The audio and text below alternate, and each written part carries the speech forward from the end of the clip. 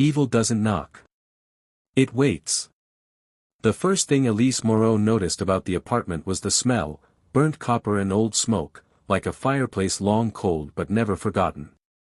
It clung to the air even with the windows open, even with the city breathing below.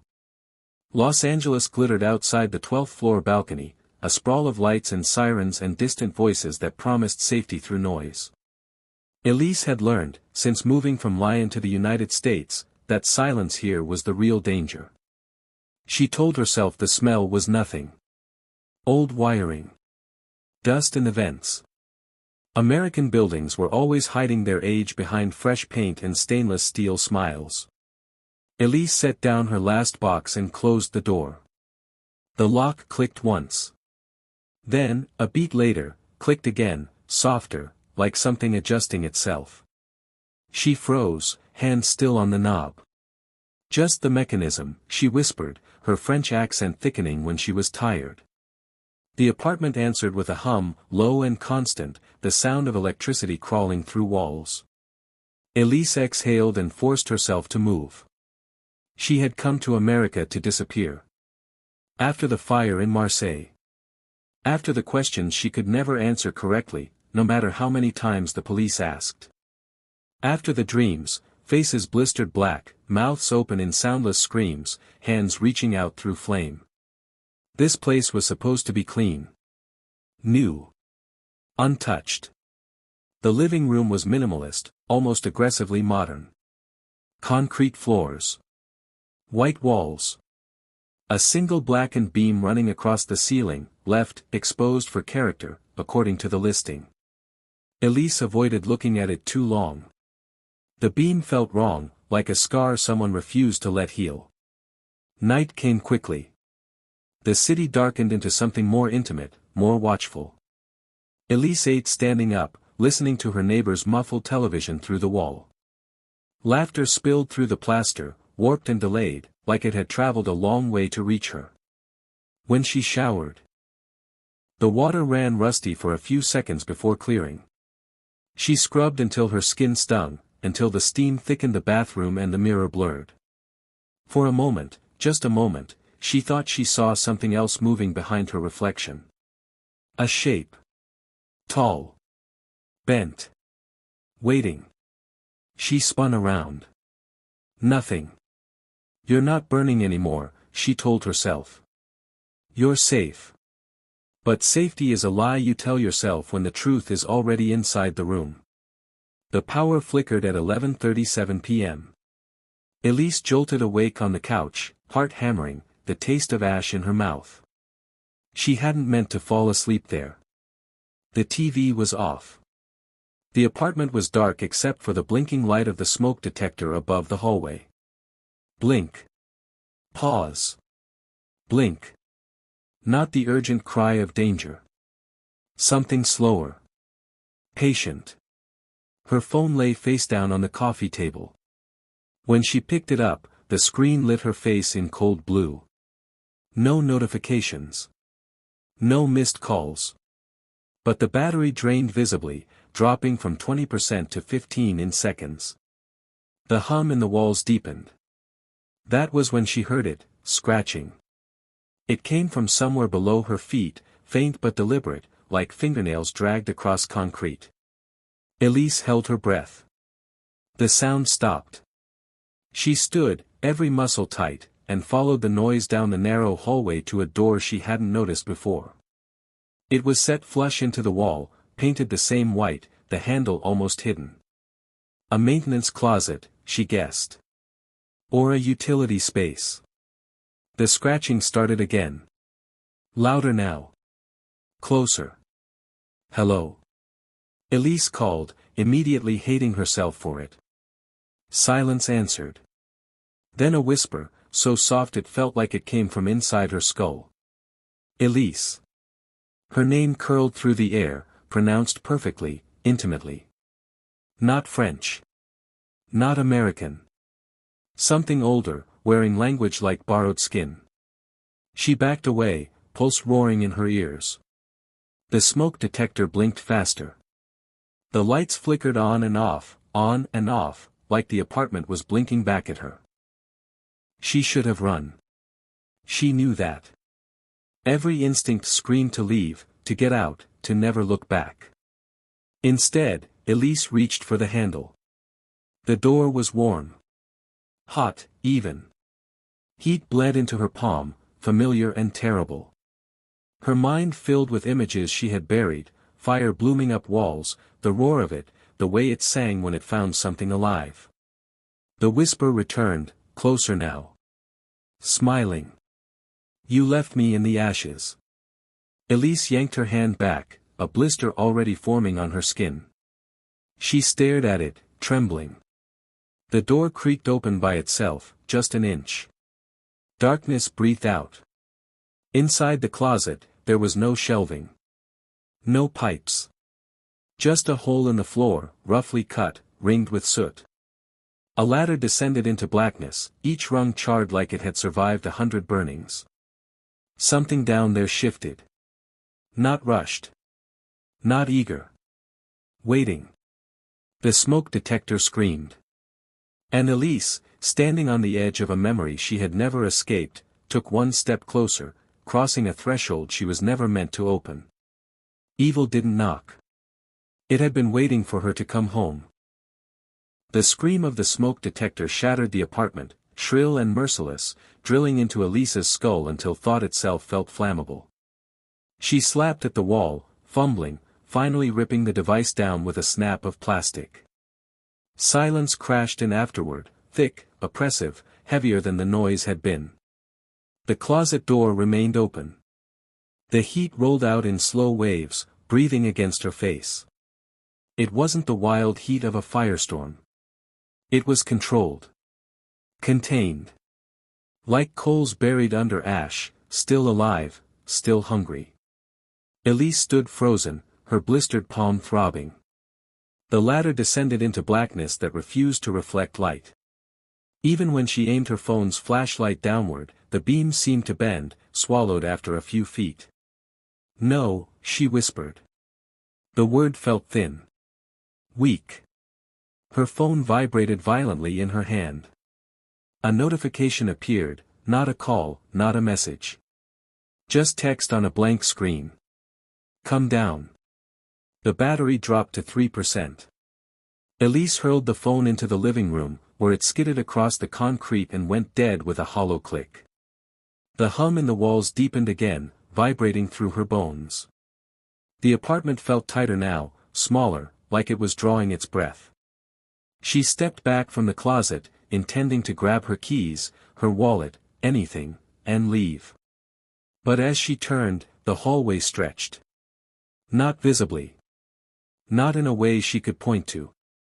Just enough that the front door seemed farther away than it had been a moment before. The lights flickered. When they steadied, something had changed. Footprints marked the floor between the closet and the living room. Bare feet. Charred black, cracked with glowing red fissures, like cooling lava. Each print smoked faintly, leaving behind the stench of burned meat. Elise gagged. No, she said louder now. This isn't real. Her voice echoed back wrong, stretched, as if the apartment was chewing on it before spitting it out. A sound drifted up from the hole behind her, a wet, choking laugh. Familiar. Intimate. She spun around. The ladder creaked as something climbed. Slowly. Deliberately. Each rung groaned under invisible weight. The heat intensified, pressing against her skin, drying her eyes until they burned. Images flooded her mind without permission: Marseille, the apartment building on Rue Saint, flames tearing up the stairwell, smoke thick as wool. Her mother screaming her name. Elise. The thing climbing paused. A voice rose from the darkness, layered and wrong, like several throats trying to speak through one mouth. Do you remember how fast it spread? Elise clamped her hands over her ears. Stop. Stop it. You didn't mean to, the voice continued gently. You just opened the door. The ladder creaked again. A hand emerged from the darkness. It was human in shape but ruined beyond recognition, Skin blistered and sloughing, fingernails melted into black hooks. The flesh glowed from within, ember-red light pulsing beneath the surface, illuminating bone where skin had burned away. Elise staggered back, colliding with the wall. Her breath came in ragged sobs. "I didn't do it," she whispered. "I didn't." The hand tightened on the rung. "Evil doesn't need intention," the voice said. "Only access." The lights exploded. Glass shattered. Darkness slammed down so complete it felt physical, like a hood pulled over her head. The hum vanished, replaced by a roaring crackle, fire, everywhere, nowhere. Elise screamed. Something grabbed her ankle. The touch was blisteringly hot, pain flaring white as fingers burned into her skin. She kicked wildly, heel connecting with something soft and wet. The grip loosened just enough for her to scramble forward, clawing across the floor toward the living room. Her apartment twisted around her. The walls blackened in seconds, paint bubbling and peeling. The exposed ceiling beam ignited, flames crawling along it like living veins. Smoke poured from vents, thick and choking, carrying whispers that layered over one another. "Come back. It's your fault. We burned for you." Elise dragged herself upright and ran. The front door loomed ahead, but the handle glowed red-hot. She skidded to a stop, skin blistering as heat washed over her face. Fire licked around the frame, sealing it shut. Behind her, footsteps approached. Bare feet slapped wetly against the floor, each step leaving burning prints that didn't fade this time. Elise turned slowly, sobbing. The thing had climbed fully out of the hole. It wore a woman's shape, tall and crooked, spine bent at an impossible angle. Its face was a ruin, one eye melted shut, the other staring wide and unblinking, iris burned to milky white. Its mouth stretched too far, lips charred away to expose blackened teeth locked in a permanent grin. But beneath the damage, it looked like her mother. "Elise," it crooned, voice splitting between tenderness and hunger. "You left me." The apartment flickered. Suddenly, the flames vanished. The walls returned to white. The floor was clean. The air was cold. Elise collapsed to her knees, gasping, tears streaming down her face. The thing was gone. Only the closet door remained open. And from deep below the apartment, something breathed, slow, satisfied, and awake. The battery-operated smoke detector, broken on the floor, clicked once. Then twice. Evil hadn't finished crossing the threshold. Neither had Elise. Elise didn't sleep. She sat on the kitchen floor with her back against the cabinets, knees pulled to her chest, gripping a steak knife so tightly her fingers cramped. The apartment had returned to normal, too normal. No smoke. No heat. No footprints. Just the quiet hum of electricity and the distant pulse of the city pretending nothing was wrong. The closet door was closed now. She was certain of it. She hadn't touched it. That certainty gnawed at her more viciously than fear. Fire destroyed things. It erased. But this remembered. At 3:14 a.m., the sink turned on by itself. Water gushed out, black at first, thick and oily, splattering the basin like blood diluted with ash. Elise scrambled to her feet, knife raised, heart slamming against her ribs. The water cleared after a few seconds, running clean and cold, as if mocking her. She shut the faucet with shaking hands. Her reflection stared back from the stainless steel, eyes red, skin pale, hair plastered to her forehead with sweat. For a moment, her reflection didn't move when she did. Then it smiled. Elise screamed and staggered back, slipping on the wet floor. The knife clattered away. When she looked again, her reflection mirrored her perfectly, mouth open in terror. "You're losing it," she whispered. "You're just losing it." But deep down, she knew madness didn't leave Burns. Her ankle throbbed. She pulled up her pant leg and nearly vomited. Finger-shaped burns ringed her skin, blistered and angry, as if something had branded her. In the center of each mark, the flesh was blackened, dead. Proof. Morning crept in slowly, gray light bleeding through the windows. Elise waited until the sun was fully up before she moved. She packed a bag with shaking hands, not bothering to be neat. Passport. Wallet. Keys. She didn't care where she went. She just needed out. When she reached the front door, it opened easily. Too easily.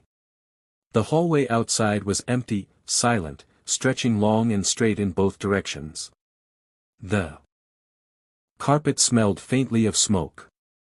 Elise stepped out and pulled the door shut behind her. The lock clicked once. Then, softly, it clicked again. She didn't turn around. The elevator sat at the far end of the hall, doors open, waiting. Relief surged through her, short-lived and desperate. She broke into a run. Halfway there, she heard it. Crying. It came from behind one of the apartment doors she passed, a woman's sobs, muffled, panicked. Elise slowed, heart pounding. She pressed her ear to the door. "Help me," a voice whispered from inside. "Please. It's burning." Elise recoiled. The voice was her own. She ran. The elevator doors began to close as she approached. Elise threw herself forward, jamming her arm between them. Pain shot up her shoulder as the doors bounced back. Inside the elevator, the lights flickered weakly. The walls were scratched, dented, as if something had clawed its way out more than once. The doors slid shut with a heavy thud. The elevator descended. Too fast. The numbers blurred past, 11, 10, 9, 8. Then they disappeared entirely. The elevator shuddered and stopped. The doors opened onto darkness. Not the underground parking garage. Not a basement. A hallway burned into Elise's memory. Narrow. Brick walls blackened with soot. Doors warped and blistered by heat. The air thick with smoke and screams that no longer existed. Marseille. No, she sobbed. No, no, no. The elevator pushed her out with a violent jerk. Flames erupted along the walls, racing toward her. Elise ran, lungs screaming, eyes streaming. She knew this place. She knew every turn, every exit she hadn't reached in time. She reached a door at the end of the corridor, her old apartment door. It was already burning. Behind her, footsteps approached. Bare. Wet. Smiling. "Elise," a chorus whispered. "You remember now." She turned.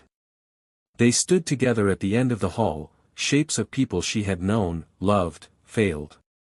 Faces melted, bodies split open by fire, eyes glowing like coals. At their center stood her mother, burned but upright, head tilted with unnatural affection. "You heard us screaming," her mother said softly. "You smelled the smoke." "I tried," Elise cried. "I tried to get help." "You ran," the thing corrected. "You lived." The flames surged forward, swallowing the hallway. Elise screamed. And slammed face first onto the carpeted floor of her apartment building hallway. She lay there gasping, the elevator doors sliding shut behind her with a pleasant chime. The numbers blinked back on. Ground floor. Around her, doors opened. Neighbors peeked out, annoyed, confused. "Are you okay?" someone asked. Elise pushed herself up, nodding frantically. "Yes. Yes. Just a panic attack." They watched her with suspicion as she fled down the stairs instead. Outside, sunlight hit her like a physical blow. She collapsed onto the sidewalk, sobbing, clutching her burned ankle. The city moved around her, alive and indifferent. She was out. She was safe. Her phone buzzed in her bag. Hands trembling, Elise pulled it out. A single new notification glowed on the screen. We are not done. From 12 floors above, inside her apartment, the closet door creaked open. And deep beneath the building, something ancient and furious smiled, because the fire finally remembered her name. Elise didn't go back to the apartment. She couldn't. Instead, she walked until her legs trembled and the city blurred into streaks of concrete and neon. She passed cafes opening for the morning rush, joggers with headphones sealed into their ears, parents dragging sleepy children toward schools that promised normal futures. Life continued with obscene confidence. It made her furious. She ended up in a 24-hour diner wedged between a laundromat and a liquor store. The windows were fogged with grease and time. Inside, the air smelled like burnt coffee and fried regret, grounding, solid, real. Elise chose a booth in the corner where she could see both exits. Her ankle throbbed in time with her heartbeat. The burns had darkened, the skin around them stiff and cracked, like something beneath was trying to harden its grip. A waitress slid a mug of coffee in front of her without asking. You look like hell, honey. Elise laughed, a sharp, broken sound that startled even herself. You have no idea. The coffee was bitter and scalding, but she welcomed the pain. She needed to feel something she could explain. Her phone sat on the table between her hands. She hadn't opened the message yet. She was afraid that reading it again would make it stronger. Finally, she did. We are not done. Below it, a photo loaded slowly. Her apartment hallway. The image was taken from inside her unit, angled toward the front door.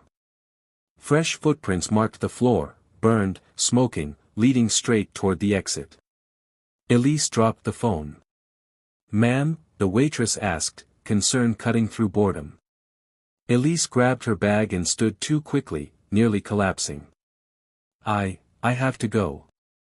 She didn't wait for change. Outside, the heat felt wrong again. The sun glared too brightly, bleaching the world until edges blurred.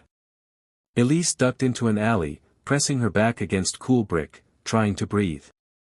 You can't follow me everywhere, she whispered. A voice answered from behind her ear. Why not? Elise screamed and spun around. No one was there. But the brick wall behind her was warm. Hot enough that she jerked her hand away, skin hissing softly. She ran. By noon, she found herself at St. Bernadette's, an old church she remembered from a community board post, a place immigrants went when they needed help without questions. The building was squat and tired, stone darkened by pollution and age. But when Elise stepped inside, the air changed. Cool. Still. The smell of incense wrapped around her like a memory she didn't know she had. She collapsed into a pew and cried, deep, shaking sobs that tore out of her chest until her throat burned. For the first time since Marseille, she said it out loud. I left them, she whispered. I ran. The church didn't judge her. It just listened. A priest approached quietly, older, his face lined and calm. You look like someone carrying a fire that never went out, he said gently. Elise stared at him, blood draining from her face. You can see it? He hesitated. I can feel it. She showed him her ankle. The priest crossed himself slowly. This is not a wound, he said. It's a claim. Elise's stomach dropped. What does that mean? It means something believes you belong to it. He met her eyes. And it followed you. The candles along the walls flickered violently. The priest stiffened. You brought it here. I didn't mean to, Elise sobbed. I didn't know. Evil never needs permission, he said grimly. Only memory. The doors slammed shut. The temperature plummeted. The candles flared, then burst into black fire, smoke pouring upward, thick and choking. The priest grabbed Elise's arm, dragging her toward the altar. It's not just haunting you, he shouted over the rising roar. It's wearing your guilt. Feeding on it. A shape peeled itself out of the shadows near the confessional. Not burned this time. Wet. Its skin hung loose, raw and glistening, as if freshly pulled from flame. Its mouth opened wider than humanly possible. Jaw cracking as it smiled. Elise, it crooned. You ran again. The priest shoved her behind the altar. Do not listen. The thing laughed, a bubbling, choking sound. She always listens. It moved fast. Too fast. One moment it was across the nave. The next, it slammed into the priest, lifting him off his feet. His scream cut short as its hand plunged into his chest, smoke billowing from the wound. Elise screamed until her voice broke. The thing dropped the priest like trash and turned its attention back to her. Its face shifted, bones rearranging with wet pops. Her face stared back at her. You think leaving saves you, it said in her own voice. But fire teaches us something very important. It stepped closer. Everything that burns leaves something behind. The church began to burn, not with flame, but with memory. Walls blackened with images Elise had tried to forget. Faces pressed out from the stone, screaming silently. Elise crawled backward, sobbing. What do you want from me? The thing leaned down until its breath brushed her cheek, hot and intimate. We want you to open the door again. The floor split open beneath the altar. Heat surged upward. And Elise realized, with absolute clarity, that the apartment wasn't the source. She was. And wherever she went, the evil would burn its way out. Elise woke screaming. She lay sprawled across cold concrete, lungs burning, fingers clawing at the floor as if she were still falling. The smell of incense was gone. The church was gone.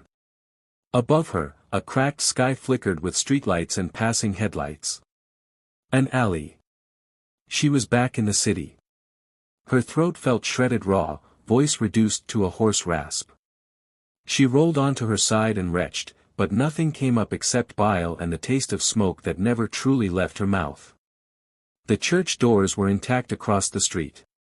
No scorch marks. No screaming faces in the stone. Through the stained glass, she could see candles glowing peacefully. The priest was alive. Laughing softly with a woman near the entrance. Elise laughed too, once, before the sound twisted into a sob. It wasn't real, she whispered. Her ankle pulsed violently. Heat crawled up her leg like a living thing. Elise tore at her pant leg with shaking hands. The burn marks had changed. The finger-shaped brands had widened, the skin around them splitting into branching cracks that glowed faintly red beneath the surface, like embers trapped under flesh. The mark wasn't fading. It was spreading.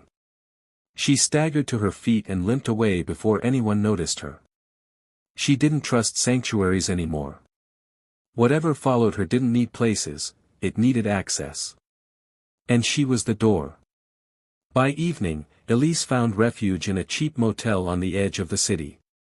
The kind with flickering vacancy signs and rooms that smelled permanently damp.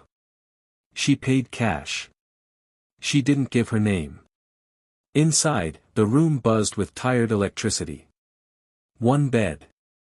One mirror. One door. She pushed a dresser in front of it anyway. When she finally looked at herself in the mirror, she almost didn't recognize the woman staring back. Her eyes looked darker, ringed with red.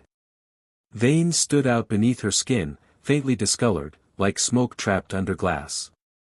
You're not real, she told her reflection.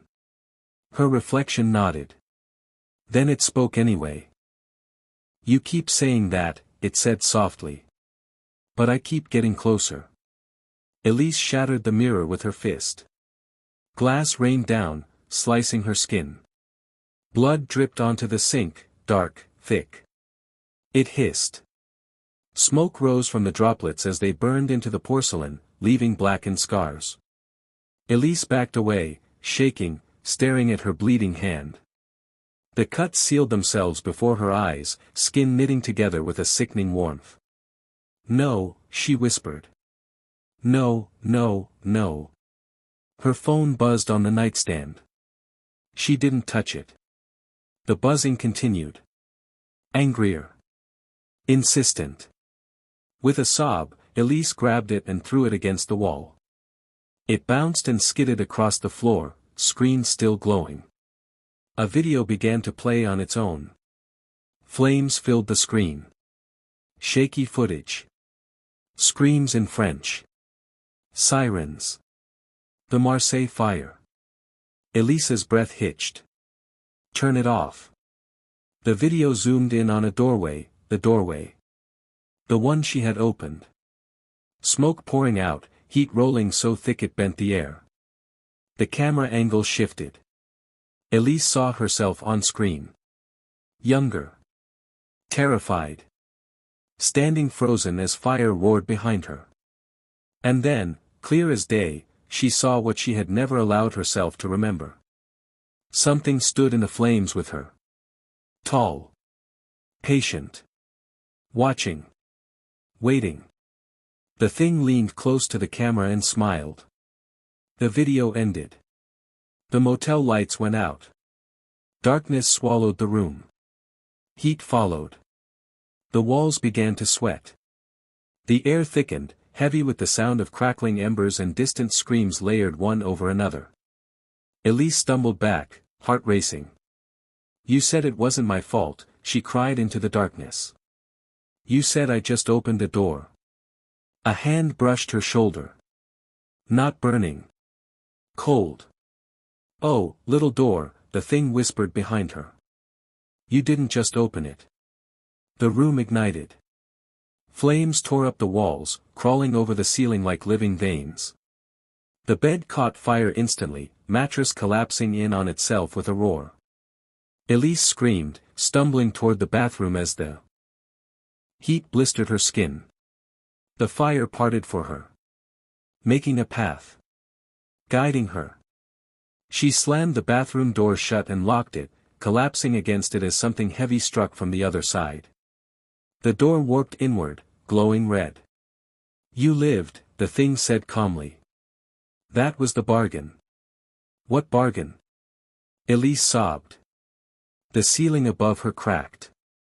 Something dripped down her arm, thick, black, burning cold. "You walked away," it continued. "So we walked with you." The bathroom mirror fogged, then cleared. Her reflection stared back, but its eyes glowed ember red, mouth smiling too wide. "You don't carry us," it said. The reflection reached out from the glass. "We carry you." The mirror shattered outward. Fire surged through the bathroom, swallowing Elise's scream as the mark on her ankle flared white-hot, spreading fast, up her leg, across her veins, carving glowing paths beneath her skin. Somewhere deep inside her chest, something ancient settled in. Comfortably. The motel room vanished in flame. And when the fire finally died, Elise stood alone in the dark, unharmed, breathing smoke like air. Outside, sirens wailed. Another building burned. And Elise realized the most terrifying truth of all. The evil didn't need to chase her anymore. It had learned how to live inside her. And it was hungry. Elise stood in the ashes of the motel room, breathing. Not gasping. Not choking. Breathing easily, deeply, as if smoke had always been meant to fill her lungs. The fire alarms screamed somewhere far away, muffled and distant, like they were happening to someone else. The walls were gone, burned down to blackened studs. The bed was a skeleton of springs. The bathroom had collapsed into rubble. But Elise stood untouched at the center of it all. Her clothes were intact. Her skin unburned. Except for the mark. It pulsed beneath her flesh, glowing faintly, spreading like veins of molten light across her calf and thigh. With every beat of her heart, it grew warmer. Stronger. Alive. "No," she whispered, though the word no longer carried fear, only denial. I won't let you. Something inside her laughed. Not aloud. Within. You already did. Memories surged, fires she had passed on the street and never looked back at, smoke she had smelled and ignored, sirens she had learned to tune out. Every moment she had chosen survival over responsibility fed the thing inside her, fattened it, taught it patience. The evil hadn't followed her from Marseille. It had chosen her there. Footsteps crunched behind her. Elise turned slowly, calmly, like prey that had stopped pretending it could run. Two firefighters stood at the edge of the ruined room, frozen in place. Their faces were pale beneath their helmets, eyes wide, reflecting the faint glow under Elise's skin. "Ma'am," one of them said. "How are you?" His words cut off as the air around Elise shimmered. Heat rolled outward in a slow wave. The firefighters staggered back, coughing. Smoke poured from Elise's mouth when she exhaled. "I'm sorry," she said honestly. The mark flared. The room ignited again, briefly, violently. Flames erupted between Elise and the men, forcing them back with terrified shouts. By the time they dared look again, she was gone. Elise walked the streets like a ghost. Every step left faint scorch marks that faded. Seconds later, streetlights flickered as she passed beneath them. Car alarms chirped and died. People felt her before they saw her, heads turning, skin prickling, instincts screaming. She pulled her jacket tighter around herself, trying to feel human. "You don't get to use me," she said under her breath. "We already are," the thing replied, pleased. "And you are learning so quickly." She passed a bus stop where a man slept curled on the bench, reeking of alcohol and despair. As Elise drew near, the mark pulsed violently. Heat surged through her chest. The man's eyes snapped open. He screamed as fire erupted from inside him, not flames, not exactly, but something darker, consuming him from the core outward. Elise stumbled back, horrified, as his body collapsed into ash within seconds. People scattered, screaming. Elise stared at the pile of ash, shaking. "I didn't want that," she cried. "You didn't stop it," the thing replied gently. "That's different." Sirens wailed again, closer this time. Elise ran. She didn't know where she was going until she arrived. The apartment building. Her building. 12 floors of glass and concrete rose before her, calm and indifferent. Smoke curled lazily from an upper window, her window. The closet door. The original threshold. "This ends here," Elise whispered. The lobby doors slid open before she touched them. Inside, the air was thick with heat and whispers. Residents huddled in corners, eyes glazed, murmuring to themselves. Some cried. Some laughed. Some stared straight ahead, already lost. The elevator waited, doors open. Elise stepped inside. As the doors closed, the reflection in the mirrored walls shifted. Her face stretched, eyes glowing faintly red, veins visible beneath her skin like burning roots. "You can still stop," she told herself. Her reflection smiled. "You can still finish." The elevator ascended. With each floor, the heat intensified. Screams echoed through the shaft, memories bleeding through the walls, fires from different times, different places, all layered together. When the doors opened on the 12th floor, the hallway was already burning. Elise walked through it unharmed. Her apartment door stood open at the end, black smoke pouring out like breath. Inside, the closet door was gone. The floor yawned open, the hole wider now, deeper, pulsing with red light. The ladder had melted away, replaced by something organic, ribbed, alive. The thing rose from the opening. Not wearing her mother. Not wearing her. It wore everything. Faces melted together, bodies fused by flame, mouths screaming in endless chorus. It towered over her, heat radiating in waves that warped the air. You came home, it said, voice thunder and whisper combined. I came to end you, Elise replied, though fear crept into her voice.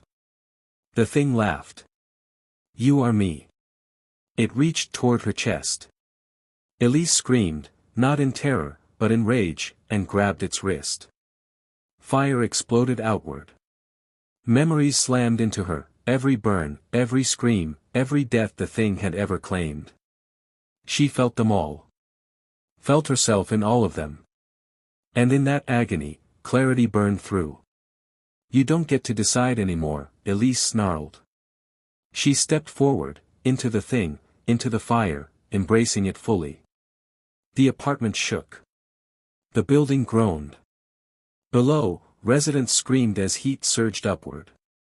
The thing howled as Elise pulled it into herself, forcing it deeper, compressing it, trapping it behind bone and flesh. For a moment, just a moment, it worked. The fire dimmed. The screaming stopped. Elise collapsed to her knees, smoke pouring from her mouth and nose. She laughed weakly. I did it. Silence answered. Then, slow, delighted applause echoed from inside her chest. You think doors close, the thing purred. But some of them learn how to walk. Elise's eyes ignited fully red. The building caught fire from the inside out. And as sirens wailed below, Elise rose to her feet, no longer running, no longer hiding. The door had learned how to move. And the world was full of places to open. The building burned like a lung collapsing. Fire raced through walls and veins of wire, blooming outward floor by floor, not consuming so much as claiming. Windows burst in synchronized pops, glass raining down in glittering arcs. Sirens circled below like insects around a wound they couldn't cauterize. Elise stood at the center of it. She felt everything. Every scream. Every footstep pounding in panic. Every door thrown open too late. The thing inside her drank it all, not greedily, not urgently, but with a slow, reverent patience, like a priest savoring confession. This is what we were made for, it whispered. Elise staggered toward the balcony, smoke streaming from her hair, eyes blazing like coals. She tried to think of water. Of rain. Of oceans she had never seen. She tried to remember the sound of her mother laughing before the fire, before the guilt sharpened into a blade that never dulled. I won't let you have them, she said, voice cracking. You had Marseille. You don't get this. Her reflection in the sliding glass door tilted its head. We don't take, it corrected gently. We are invited. Below, a woman clutched a child, screaming for help. The mark in Elise's body flared, responding to fear like oxygen. Heat surged toward the balcony edge, eager. Elise screamed and dropped to her knees, pressing her palms to the concrete. Skin smoked. Bones sang. Then take me, she sobbed. Only me. For the first time, the thing hesitated. You are already taken. The balcony collapsed. Elise fell through smoke and sparks, through heat that bent the night into a shimmering veil. She hit the pavement hard, too hard for a human body to survive. But she didn't break. She lay there, chest heaving, ash coating her skin like a second hide. Around her, firefighters shouted. Medics rushed forward, then stopped, fear cutting their momentum. Elise sat up. Her eyes were wrong now. Not red, deep, like furnaces seen from far away. When she inhaled, smoke flowed into her lungs and stayed there, as natural as breath. Stay back, someone yelled. Elise stood, swaying. She raised her hands slowly. Please, she said. I'm trying to stop it. The thing laughed inside her, delighted and intimate. Listen to them tremble. A man ran toward her from the crowd, her neighbor from the 12th floor, face streaked with soot and tears. My wife, he gasped. She's still inside. The mark surged. Elise screamed as heat tore through her chest. Flames burst outward, a shockwave that knocked people off their feet. The man vanished in a bloom of black fire, his scream cut off mid-syllable. Silence fell. Elise stared at the scorched outline where he had been, horror hollowing her out. "No," she whispered. "I didn't." "You felt it," the thing said softly. "That relief. That quiet." Elise fell to her knees again, clawing at her skin. "Get out," she begged. "Please. I'll burn myself out. I'll." "There is no out," it replied. "There is only through." The fire retreated. Not extinguished, contained. Sirens approached again. Police. More engines. Helicopters beat the air overhead. Elise felt their fear ripple toward her, a tide pulling at the thing like the moon on water. She stood and walked into the night.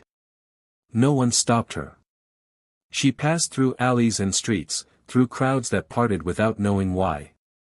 Every few steps, she left behind a blackened footprint that faded into nothing. The city's lights dimmed as she moved, block by block, a traveling eclipse.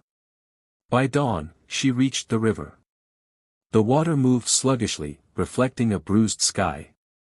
Elise stepped to the edge and looked at herself in the surface.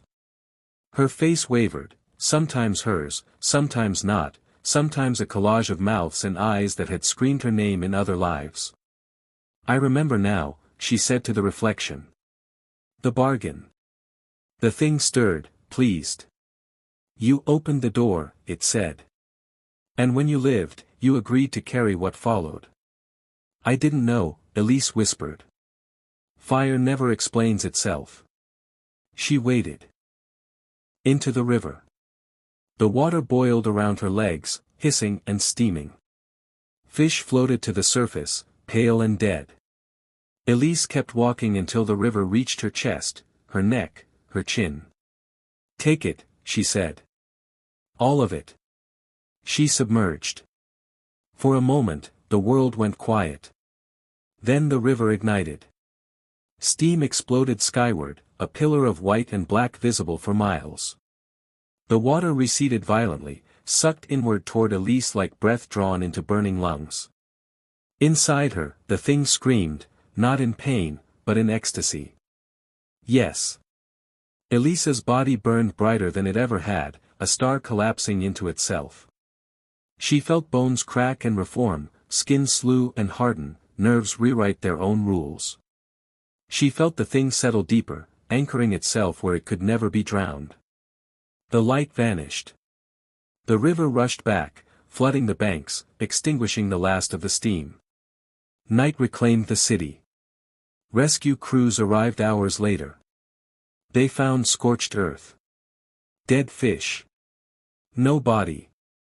Across the city, small fires began to spark, kitchen stoves flaring without cause, candles roaring into ceilings, electrical panels bursting into flame. Nothing big. Nothing contained. Just enough. On a bridge miles away, Elise emerged from the shadows, dry and breathing smoke. Her eyes glowed faintly as she watched the city flicker. "I won't run anymore," she said. Inside her, the thing smiled. "Good." She turned and walked into the dark, leaving warmth in her wake. Evil didn't knock. It didn't wait. It learned how to burn the world one door at a time. And Elise, the woman who lived, walked on, carrying the fire forever. Fire Skull.